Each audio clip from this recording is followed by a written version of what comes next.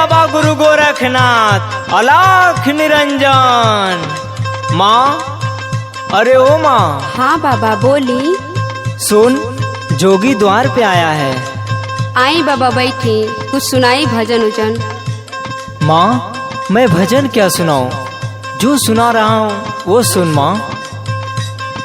मांगता फटहिलू गरिया हो एगो जोगी दुअरिया।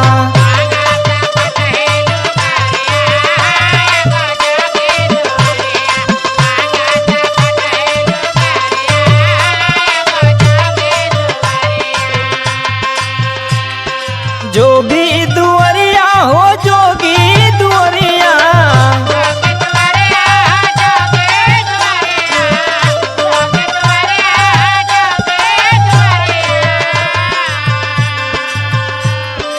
जोगी दुअरिया हो जोगी दुअरिया, कहवा तू बाटू मयरिया हो आइल जोगी दुअरिया।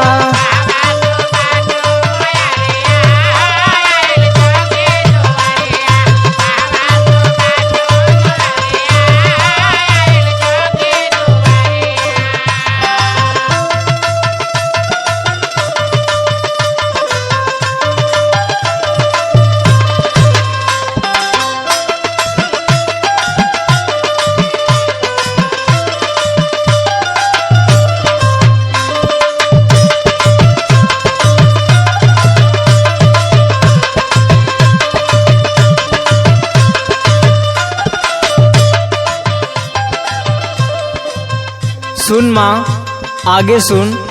सुनाई बाबा सुनाई। तुहरे अंगनवा में आइल सुगनवा।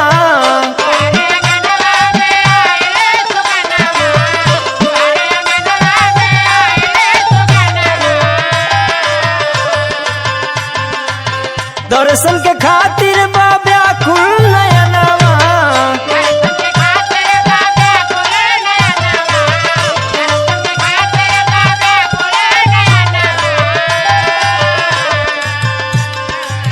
तोहरे अंगनवा में आइल सुगनवा, दर्शन के खातिर बाबा कुल नयनवा।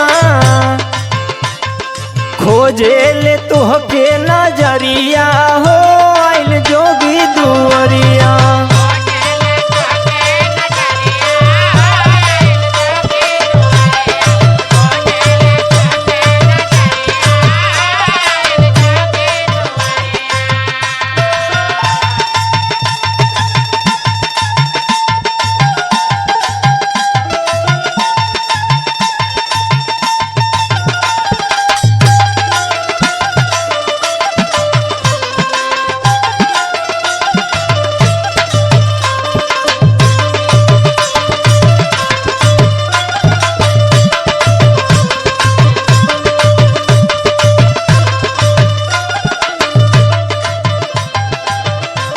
बाबा ई का गावतानी, का सुनावतानी?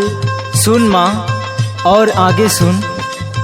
गुदरी न मिली ता जोग अधूरा।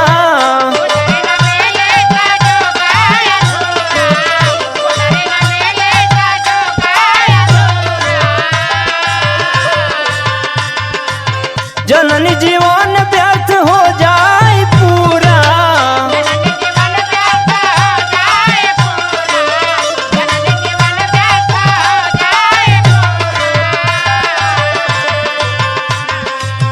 गुदरी न मिली तो जोग अधूरा, जननी जीवन व्यर्थ हो जाए पूरा। बुझा हमार मजबूरिया हो आइल जोगी दुअरिया।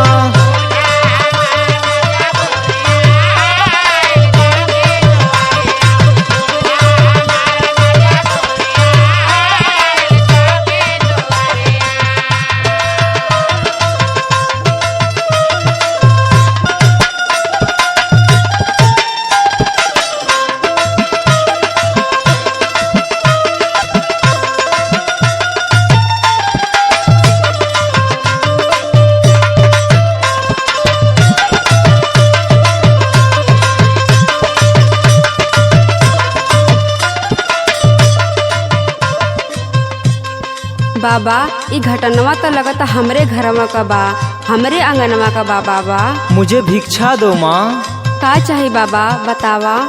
सुन माँ, तोरे हाथों जो मिल जाए भिक्षा,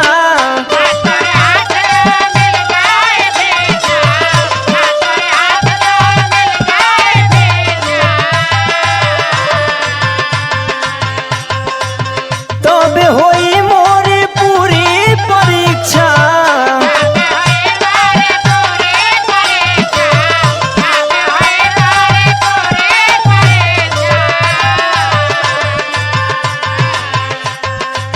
माँ तोहरे हाथे जो मिल जाए भिक्षा, तबे होई मोरी पूरी परीक्षा। सिया राम मनी सही उमरिया हो आइल जोगी दुआरिया।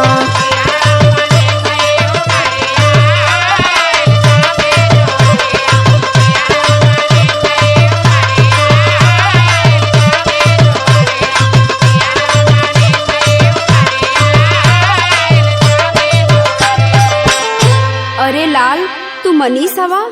तू साधु कैसे बन गईला बचवा? माँ, ये समय का चक्र है, चलता रहता है।